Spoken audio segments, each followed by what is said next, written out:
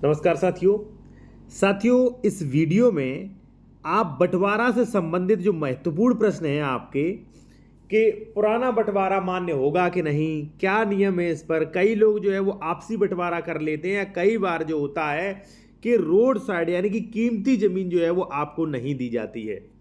तो इस संबंध में क्या नियम है वो आपको मैं विद प्रूफ के इस वीडियो में बताऊंगा। साथियों, एक चीज मैं आपसे और कहना चाहूंगा कि यदि आप कोई कानूनी सलाह लेना चाहते हैं फोन पर तो आप ले सकते हैं। कॉन्टैक्ट नंबर हमारा वीडियो के डिस्क्रिप्शन में मिल जाएगा। साथियों, यहां पर मैं 3 क्वेश्चन के जवाब दूंगा कि सबसे पहले जो है, मान लीजिए आपका कभी बंटवारा हो चुका है, आपको लगता है कि मेरे साथ भेदभाव हुआ है, गलत तरीके से हुआ, तो उसको दोबारा कैसे करवा सकते और बंटवारा किस प्रकार होगा, और सड़क की फ्रंट की जमीन यानी कि कीमती जमीन आप कैसे लें। ठीक है, उन्हीं चीजों पर साथियों बंटवारा संबंधी प्रावधान जो है वो किया गया है सेक्शन 116 और 117 में। ठीक है, जब भी कोई भूमिधरी बंटवारा है विभाजन तो 116 117 में प्रोविजन किया गया है। यहां पर दिया गया है जोत के विभाजन के लिए वाद। ठीक है, भूमिधर ऐसी जोत जिसका वह सह खातेदारक या अंशधारी है विभाजन का वाद प्रस्तुत कर सकता है।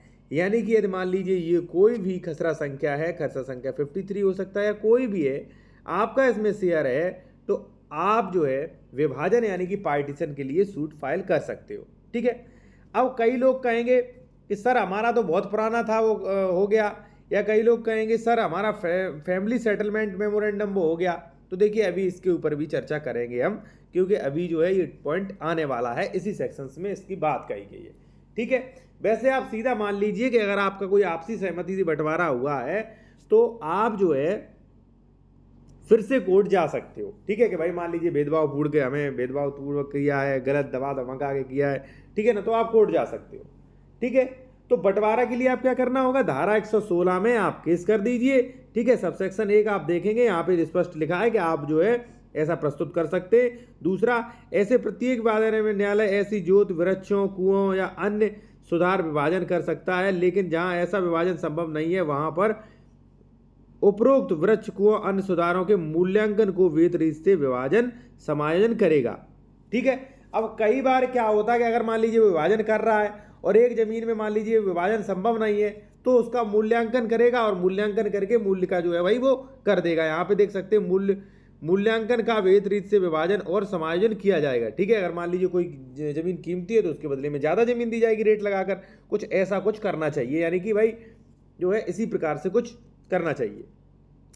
तीसरा है साथियों कि यहां ग्राम पंचायत से भिन्न वाद के सभी पक्षकार प्रत्येक जोत में संयुक्त रूप से हित रखते हो, वहां एक से अधिक जोत का विभाजन के लिए एक ही वाद संसित किया जा सकता है। यानी कि एक ही वाद में जो है भाई आप लोग अपना बंटवारा कर सकते हो। ठीक है, अब साथियों चौथा जो है इसमें यह है कि इस धारा के अधीन प्रत्येक वाद के लिए संबंधित ग्राम पक्षकार को इसमें जो है पार्टी बनाया जाएगा, ग्राम सभा को जरूर नोटिस जाएगा।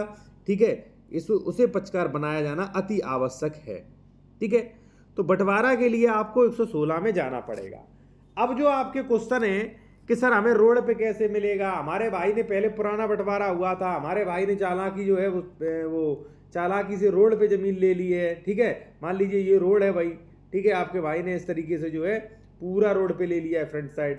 ठीक है ना, तो उसका क्या होगा, कई मैटर इसके, उसका होगा ये कि आपको भी मिल जाएगा। ठीक है, अब इसके बारे में प्रोविजन करता है 107 यहां पे ये पढ़िए क्या लिखा है। एक चीज मैं आपसे फिर कहूंगा कि यदि आप कोई कानूनी सलाह लेना चाह रहे हैं, क्योंकि कई लोग जो है भाई हमारा कॉन्टैक्ट नंबर जो है वो कमेंट्स में मांगते हैं, तो भाई कॉन्टैक्ट नंबर आपको कमेंट्स में नहीं वीडियो के डिस्क्रिप्शन में मिलेगा। अगर आप कोई कानूनी सलाह लेना चाह रहे हैं तो व्हाट्सएप पे मैसेज करें, आप कॉल बुक करा के बात कर सकते हैं।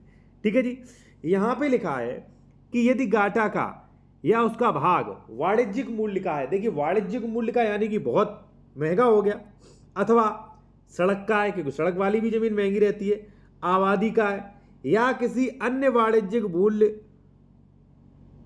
वाली भूमि से लगा हुआ है, ठीक है ना, तो उसे प्रत्येक खातेदार को आनुपातिक रूप से आवंटित किया जाएगा। यानी कि स्पष्ट ये साथियों कि यदि कोई ये मान लीजिए, एक मिनट रुकिए आप, मैं थोड़ा इसको साफ कर दूं, हो सकता है आपको समझ में ना आ रहा हो। इसमें ये स्पष्ट प्रोविजन किया गया है कि भाई अगर ये रोड है, ठीक है ना, तो इसमें अगर 3 सह खातेधारक हैं तो तीनों को आनुपातिक रूप में से 1/3 फ्रंट में मिलेगा या वाणिज्यिक भूमि का मिलेगा या आबादी का मिलेगा, तीनों को बराबर। ठीक है, स्पष्ट मेंशन किया गया है। ठीक है, अब कई लोग जो है वो जानते ही नहीं कानूनों के बारे में कि किस सेक्शन में जाया जाए, या एडवोकेट की गलत राय से, गलत दिशा निर्देश से वो चले जाते हैं और उनका बंटवारा समय पे नहीं हो पा रहा है या अधूरा बंटवारा होता है उनका। ठीक है, केवल और केवल अंश निर्धारित हो जाता है। तो यदि आपका कोई पुराना बंटवारा हो चुका है, आपको रोड पे नहीं दिया, तो अभी मौका है, आप रोड पे आ सकते हो सरकारी बंटवारा करवा के। ठीक है, अब साथियों नियम ये है कि अगर मान लीजिए आप इसमें सह खातेधारक हो तो आपको फ्रंट में बराबर आनुपातिक रूप से दिया जाएगा, स्पष्ट मेंशन है।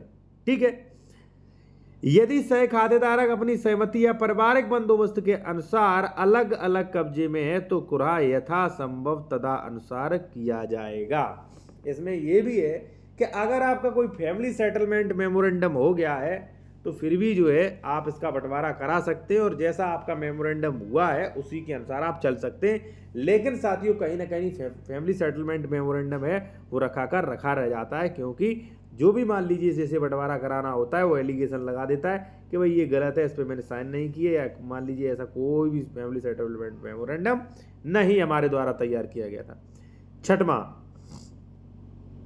ठीक है ना, 1 मिनट साथियों, छठवां क्या कहता है, जब लेखपाल द्वारा कुरहा संबंधित आज्ञा प्रेषित किए जाएंगे तो संबंधित आमंत्रित की जाएगी, उस पर आपत्ति आमंत्रित की जाएगी। उसके बाद उपजिलाधिकारी दोनों पक्षों को सुनेंगे, अवसर प्रदान करेंगे और लेखपाल द्वारा प्रेषित कुरहा के विरुद्ध यहाँ पे यदि कोई हो विचार करने के समुचित आदेश पारित करेंगे। अगर मान लीजिए ये लगता है भाई कि ये उक्त जो जमीन है इस पर जो है किसी एक व्यक्ति का ये बना दिया है, या आपको लगता है कि हमारा इधर होना चाहिए था, तो उस कुरहा के लिए आप आपत्ति भी कर सकेंगे और उस आपत्ति पर सुनवाई होगी, बहस होगी, बाकायदा जो है पूरा इस पर प्रोसेस चलता है।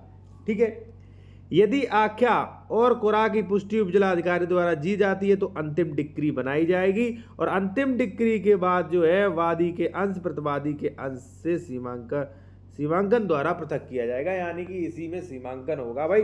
और कई लोग जो है वो सीमांकन मेड़बंदी के लिए अलग से केस फाइल करते हैं। भाई देख लीजिए कि खतौनी आपकी क्या चाह रही है, खतौनी के अनुसार जो है आपका किसमें मैटर सॉर्ट आउट होगा। मैं आपको बता दूं कि कई बार क्या होता है, कब्जा हटवाने के लिए सेक्शन 24 में लोग जाते हैं। ठीक है, तो भाई आपके एडवोकेट का इसमें अहम रोल रहता है कि भाई वो सही डिसीजन ले रहा है कि नहीं।